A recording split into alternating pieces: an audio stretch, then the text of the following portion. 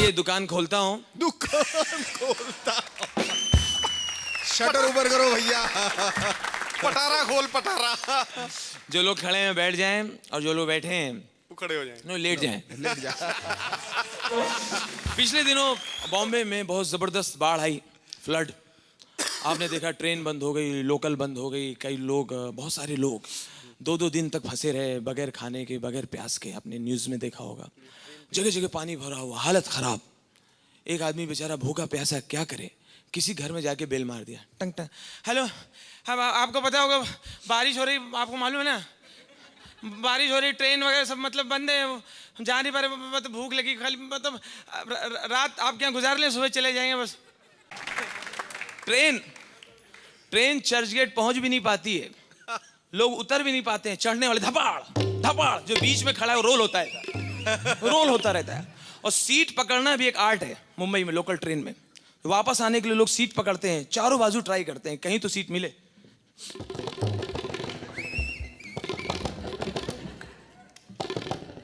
किसी चले आए मुंह उठा के।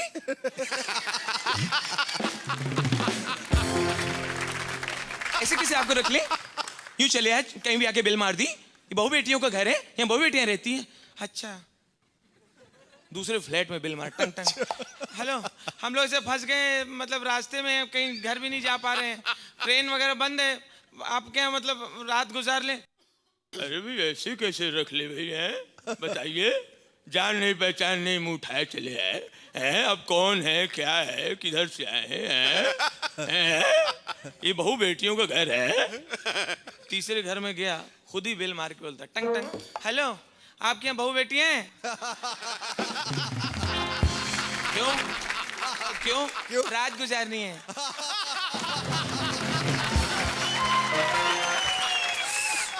बहुत बढ़िया। काम वाली बाई एक बहुत बड़े आदमी के घर काम करती थी, मंत्री थे बहुत बड़े, वो गुजर गए। अब ये काम वाली बाई सीधी सादी, ये उनकी मैयत में जाके आई है और अपनी सहेली को मैयत के बारे में बता रही है। अरे ओ शांता भाई, हमारे साहब का मैयत देखा क्या? अरे देखने सरीखा तो, अरे काय मैयत होता रे बाबा, अरे काय गर्दी, दुकाना विकाना बंद, गर्दी। वो गर्दी देख के मेरे को मालूम पड़ा, मेरे साहब बहुत बड़ा आदमी था।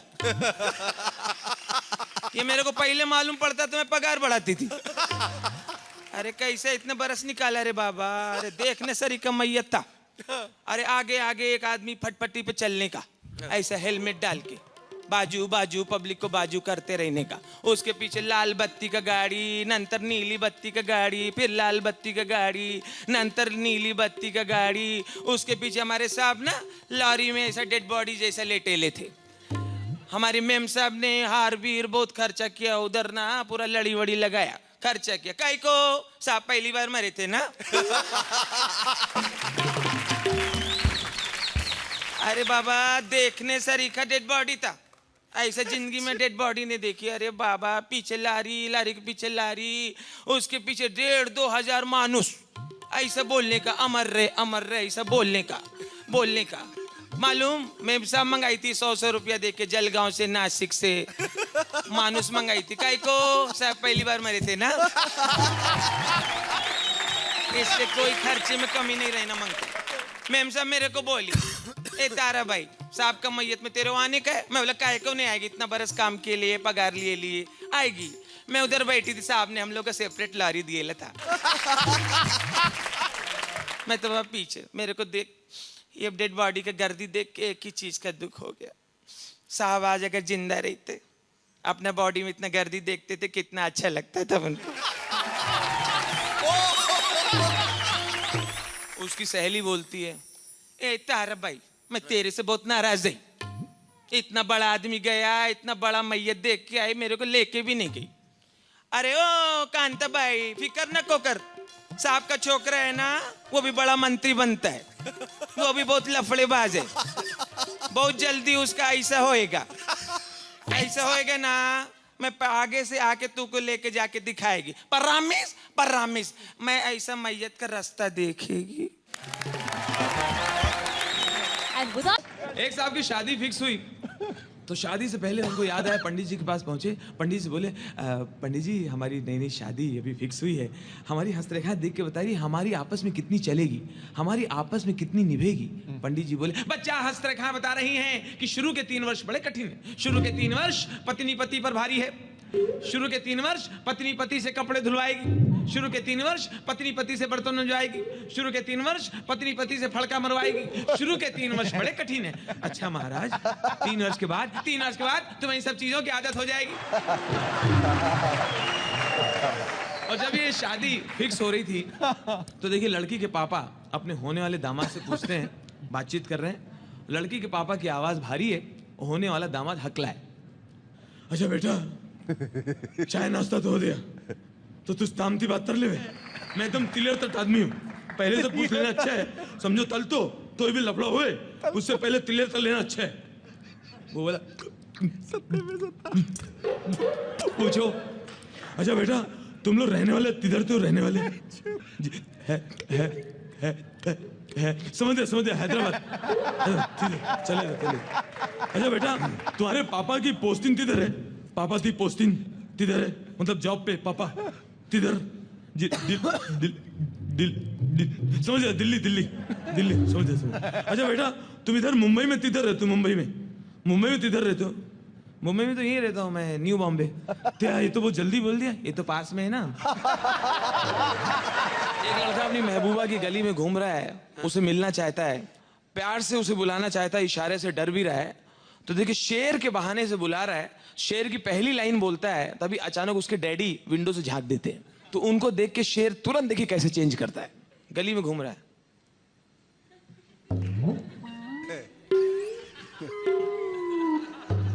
देखना इधर है, 4-5 बार इधर उधर देखेगा। कब मिलेगी तू, कब मिलेगी तू, लगा। अपने देश में ट्रैफिक के इतने कानून हैं, पीले पीले पट्टे में काले काले अक्षरों से लिखा रहता है, लेकिन फॉलो कोई नहीं करता। मैंने एक दिन सोचा जितने ट्रैफिक के नियम हैं मैं फॉलो करूंगा। मैंने कार निकाली, जैसे आगे गया तो एक तख्ती लगी हुई थी, तख्ती में लिखा हुआ था अस्पताल है धीरे चलाएं। मैंने कहा अच्छा धीरे चलाऊंगा। आगे गए स्कूल है हॉर्न ना बजाएं, अच्छा नहीं बजाऊंगा। आगे गए सकरा रास्ता ओवरटेक ना करें, नहीं करूंगा, करने भी नहीं दूंगा। आगे गए सीधी चढ़ाई है ब्रेक चेक कर ले, अच्छा चेक कर लिया। आगे गए एक तख्ती और लगी हुई सावधान पुल कमजोर है। मैंने कहा अच्छा पुल कमजोर है, झूला पुल है क्या। आगे फिर गए दूसरा पुल सावधान पुल कमजोर है। तीसरे पुल के बाहर भी तख्ती लगी हुई सेम सावधान पुल कमजोर है। मैंने कहा तख्ती हटा दो, जब कोई पुल आएगा तो मैं समझ जाऊंगा कि वो कमजोर है। और मेरा मानना है ये पुल जो बने हुए हैं ब्रिज, ये पुल बने हुए मामूली पुल नहीं है। इन पुल की वजह से आस्था बढ़ी हुई है, आदमी नास्तिक नहीं हो पाता। जैसे ही बोर्ड आते हैं सावधान पुल कमजोर है, हर आदमी भगवान मदद करना, अल्लाह तेरे ही वास्ता। लोग सिक्के निकाल के फेंकते हैं, और जब तक पुल चलता है पूरे रास्ते लोग नीचे गंगा जी को देखते हुए रहते हैं। गंगा जी हर हर हर हर हर नीचे गैप में से दिखती रहती है, हर हर आऊं क्या हर हर। ये निकलता जाता है भगवान ये किसी तरह झूला पुल से निकल जाए। खटर खटर हो रहा है, ऐसे में आगे एक टैंकर खड़ा है, ये खुद भी मरेगा मुझे भी मरवाएगा, ये चलाना भाई। और जैसे ऐसे पुल से आप निकल जाते हैं हर आदमी बोलता है ऊपर वाले का शुक्र है। लोग पीछे घूम के जरूर देखते हैं, मैं आखिरी पार हुआ हूं कि पुल अभी भी है। इतनी तख्ती लगा देते हैं सावधान पुल कमजोर है। मुझे तो एक कॉन्ट्रैक्टर ने बताया, पुल के ठेकेदार ने बताया कि साहब हम लोग तो पुल बनाने से पहले सबसे पहले तख्ती बना लेते हैं।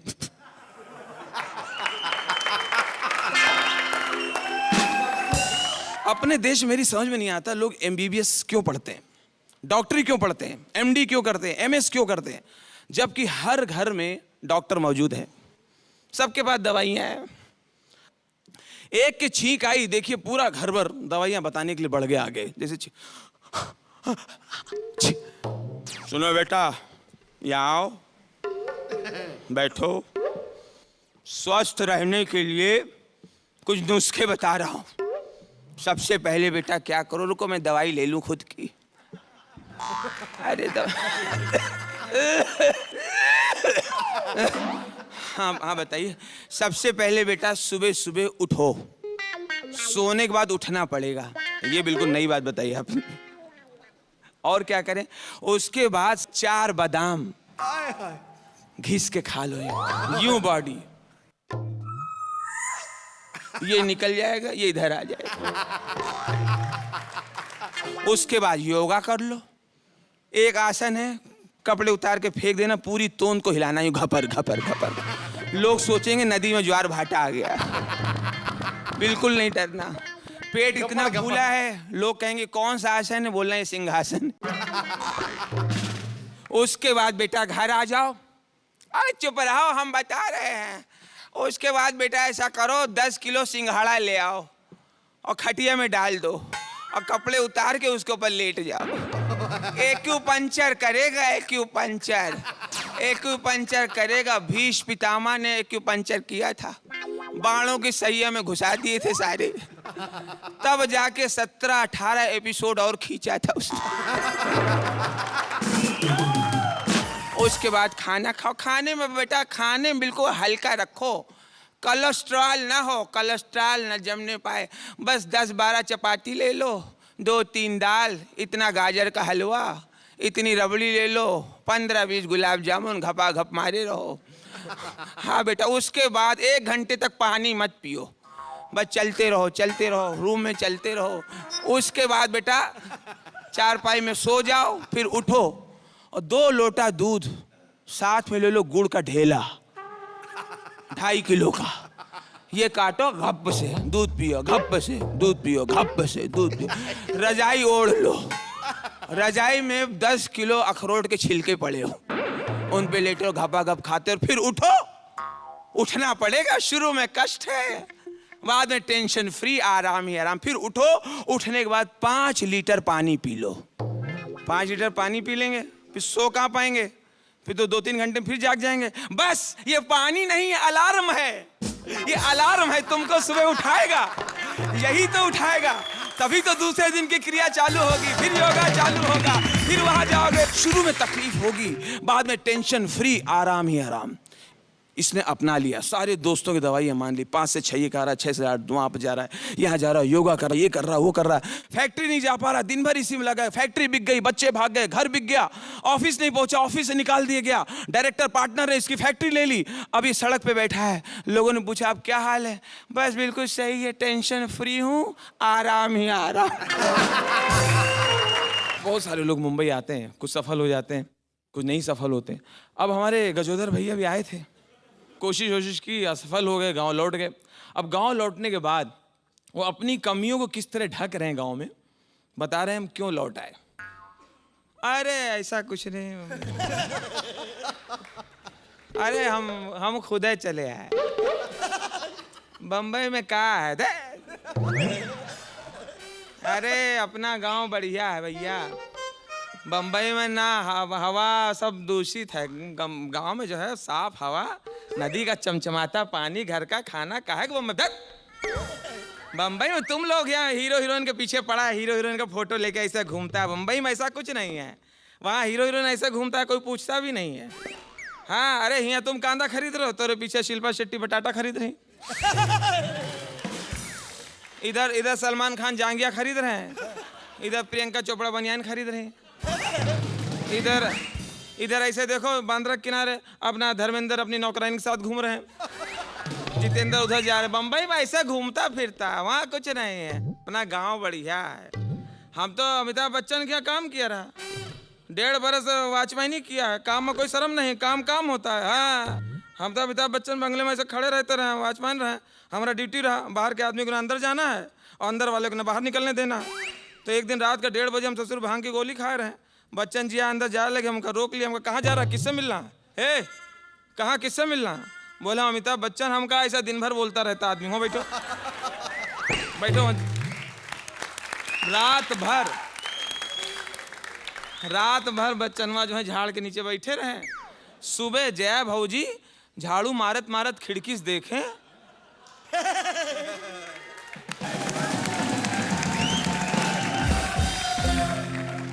कहें ये तो हमारा मर्द लगता है।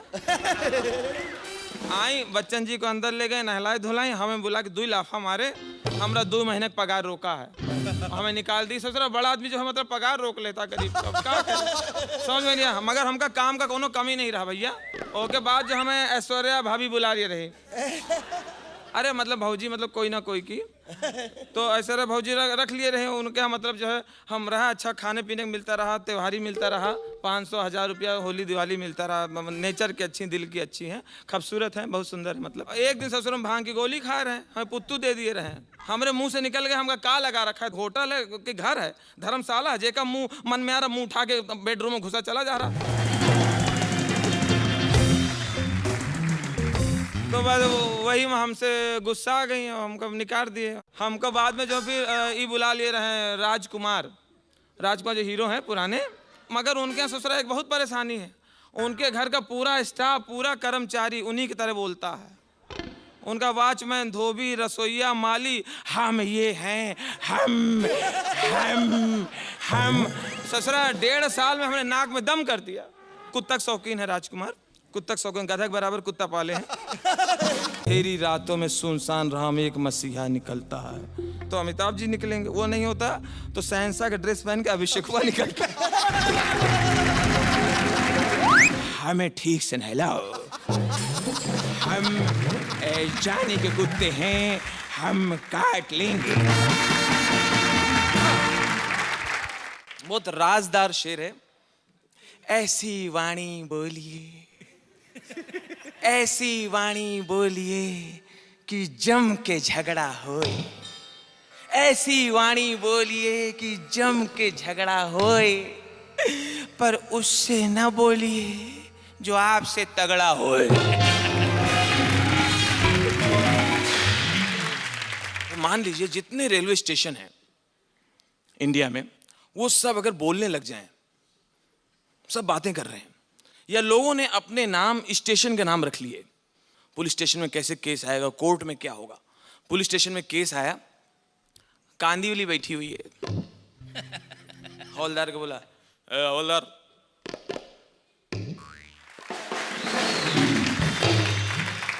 जा जरा कांदीवली को लेके, कांदीवली बता इकड़े। हाँ साहब। क्या हो गया, केस क्या था, लफड़ा क्या था तुम्हारा, क्या हुआ था, सच सच बोल, क्या हुआ था। साहब मैं बराबर बोलती आपको, आप सच्ची बोलती साहब। हम लोग 7 बहन हैं, हम लोग 7 बहन हैं, बरौली, कांदीवली, देवलाली, विक्रोली, खड़ौली, ठाकुरली, डोंबिवली। साहब सच बोलती साहब, झूठ नहीं बोलती है साहब। साहब जो हमारा फादर है ना, दादर,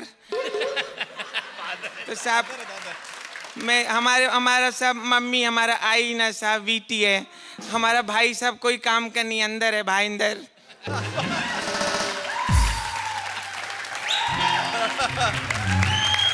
हम लोग सब अच्छे से ऐसा कैसे भी रहते थे साहब। हम लोग इधर, मैं झूठ नहीं बोलती साहब, मांगता है तो मेरा बाजू वाला गोरेगांव मलाट बार खड़ा बुलाऊं। नहीं उसको उधर रहने दे, उसको रहने दे, अंदर नहीं लेगा। क्या हुआ, पूरा केस बोल, क्या हुआ। ए पाटिल लिखता जा। हाँ साहब। साहब क्या हो गया ना साहब, वो हमारा जो फादर है ना, दादर, वो क्या सोचता था हम 7 बहन का शादी एक ही फैमिली में होएगा तो खर्चा भी कम होएगा। वो करके ऐसे वो ढूंढता था, रिश्ता ढूंढता था अकेला। बांद्रा दादर का छोटा भाई है, मगर वो बड़े भाई का मदद नहीं करते साहब। बांद्रा का साहब ना माइम से लफड़ा है, माइम से लफड़ा है।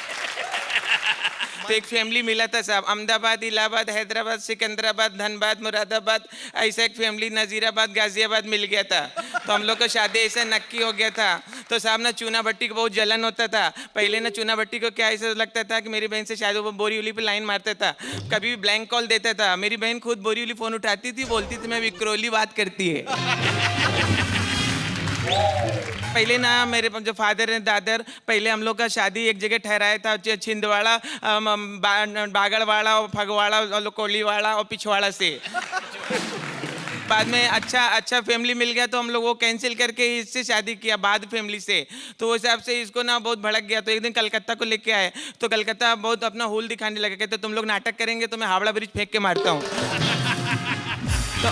हम लोग ना सब सेफ्टी के लिए पहले से कुतुब मीनार लेके बैठे थे। हमने कहा अगर ये हावड़ा ब्रिज फेंक के मारे हम लोग कुतुब मीनार फंसा देंगे बीच में। तभी ना नासिक बीच में बोलने को लगा। मैं बोले नासिक तो चुप बैठ, तेरे को केस मालूम नहीं तो बीच में बोलने का नहीं। तुम्हारा इज्जत करते, तुम्हारे पास ना त्र्यंबकेश्वर है, तुम्हारे पास शिरडी करके तुम्हारा रिस्पेक्ट करते, तो बोल मत। तेरे को केस मालूम नहीं तो बीच में बोलने का नहीं तो दोनों पक्ष का सुन के बोलने का। ऐसा नाटक उसने चालू किया।